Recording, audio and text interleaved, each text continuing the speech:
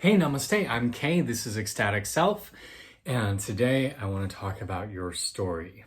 You've got one, you've got many, I'm sure, but the way you relate that story and the moments that you highlight can ultimately reflect a great deal on who you are and how you see yourself in the world. Now, one of my favorite storytellers and comedians alive is Hannah Gadsby, and she talks about in her wonderful Netflix documentary or show, Nanette, she talks about how she endured a period of immense trauma, an experience of immense trauma, and then she sealed it away into jokes. And because that was the part of the story she kept telling, that was the part she came to identify with, and it never really allowed her to heal. If you keep repeating parts of your life that are unhelpful in your self-understanding or unhelpful for your own coming into wholeness, it can be difficult for you to continue to evolve in a well-rounded way. So we want to look at the stories that we tell. We want to think about what are the moments that define me in the way that I want to be defined. What are the moments that other people deserve hearing, because not everybody deserves to hear our stories, or at least not all parts of it. And we want to think about, how does this represent me and the person I want to be in the world? Now, there's a lot of different stories we can tell, but one of the ones that we often share is our origin story, where we came from, how we came to be the person that we are today. Now, origin stories are wonderful stories to tell. It's often every superhero movie starts as an origin story, and there's a lot of important things to consider when choosing the elements that make up your origin. One, are the elements that you're defining as being part of your origin, are they ones that you chose for yourself? Or are they ones that somebody else chose for you? We all grow up with families around us who have their own versions of our origin, that all have their own stories of the moments that seemed most important to them in our maturation. But are they moments that matter to you, and are they the moments you want to highlight? So for example, maybe your mother or father always talks about that time you screwed up and dropped out of college for 6 months, and you've taken that to be part of your story. Is it an important part for you, or should it be framed in that specific way? Maybe instead it is framed by this idea of, I was really struggling with some mental health issues and really needed to take time for myself. And I'm really proud of the fact that I gave myself the opportunity to really do me for 6 months. That's a different story.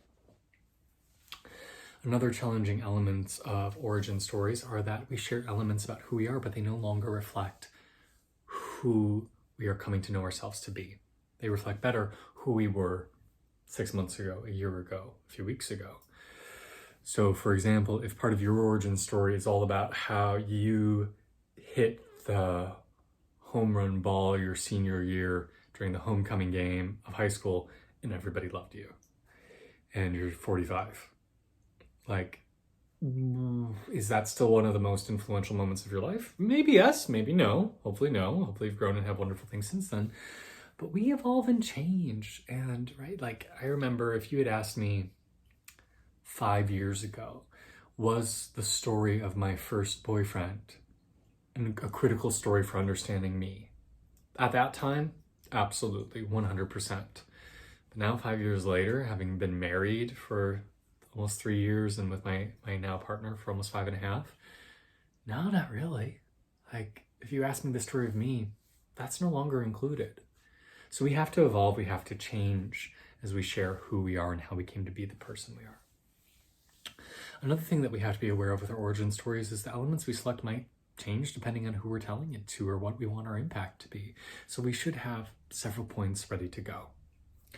So I could tell my origin story in a myriad of ways, right? I could talk about, when I was a kid, I was picked on constantly. Everyone thought I was weird and different, and I felt weird and different. I couldn't connect with anybody.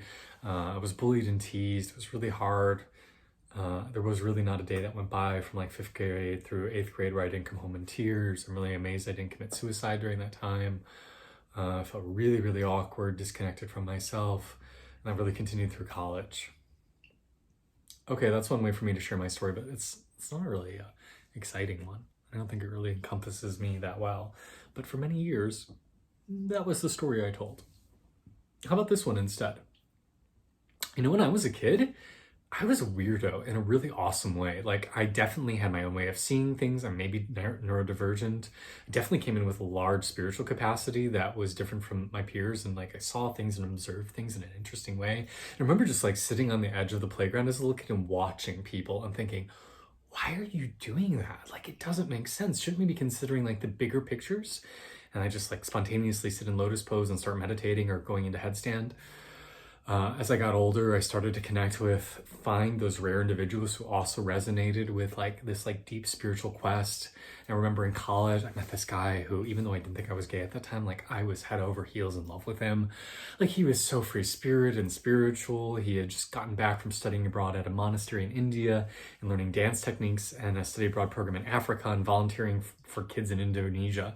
And he used to wash people's feet on campus and sit around and play guitar and sing love songs. And like, I resonated with him in a profound way. Like, it was the first time I really found somebody who mirrored me. And so it was a long time finding community. It was a long time like coming into accepting myself. That's a different story of me. Now I could come up with 7 others that could still be my story. But you have to be careful about the stories you tell, because the more you repeat them, the more you're going to come to believe them, and the more they're going to reinforce your identity. So are you telling stories that you really want to be repeating? And are you sharing tales that you want other people to hear about you? Because we as human beings, we function with stories. From the times we were gathered around campfires as hunter and gatherers, we told stories. And we love a good story because we love it for the same reason that we love sex and we love food. They're necessary for well-being. They're necessary for survival. Without food, you will die. Without sex, our species will die. Without stories, we will also die. Because heck, the world's scary out there. I rely on the stories of other people to know, how are they surviving? How did they avoid the tiger? Or where did they find water? Or how did they get 30,000 Instagram followers, or whatever is important to you to feel like you're surviving? Stories are necessary. And there's been a lot of beautiful brain research around stories to show that actually when someone tells you a tale, your brain lights up the same regions when you're listening as if you were living through it yourself.